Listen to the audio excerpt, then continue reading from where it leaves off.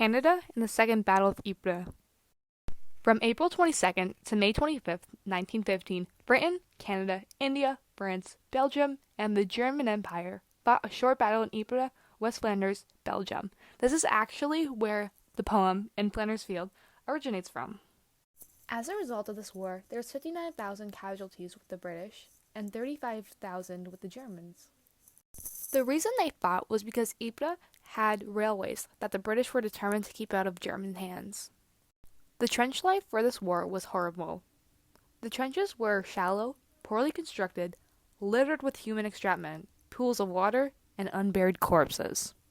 If you think that would suffocate you, imagine chlorine gas flowing into your body.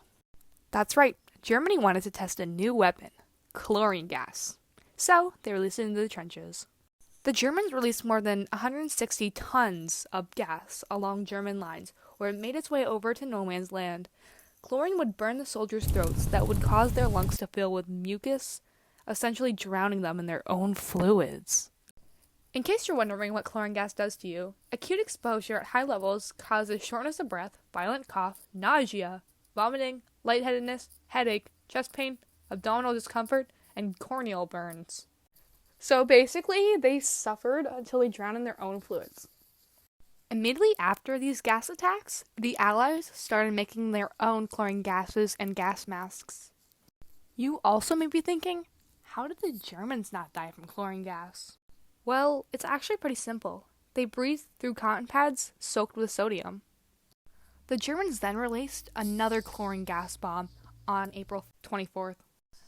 This time, the Allies got word of them coming, so they covered their mouths with cloths. But it didn't work, and the Allies were actually pushed back. The Germans actually released 2 more chlorine gas bombs in the Battle of Ypres, one in the Battle of Friesenberg and the other in the Battle of Bellewaerde. After these 2 attacks, the British were like, "Nuh-uh, we need a good mask." So they decided to get the PH helmet. And this actually looked like the hypo helmet that they used before. Now, before I tell you who won the war, I must tell you why this is so important to Canadian history. Well, Canada suffered a great loss during the Second Battle of Ypres. And inspired by the great loss was this poem, In Flanders Field, written by John McCrae. In Flanders fields, where the poppies blow, between the crosses, row on row, that mark our place, and in the sky, the larks, still bravely singing, fly, scarce heard amid the guns below. We are the dead, short days ago. We lived, felt dawn, saw sunset glow, loved and were loved, and now we lie in Flanders fields. Take up our quarrel with the foe, to you failing hands we throw. To torch you, be yours to hold it high, if ye break faiths with us who die. We shall not sleep, though poppies grow in Flanders fields. Let's play a little game of Who Won the War? I'm going to flip this coin, and if it's heads, the Allies, and if it's tails, the Germans.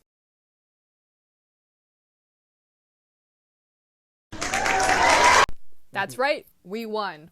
And that's what happened on the Second Battle of Ypres.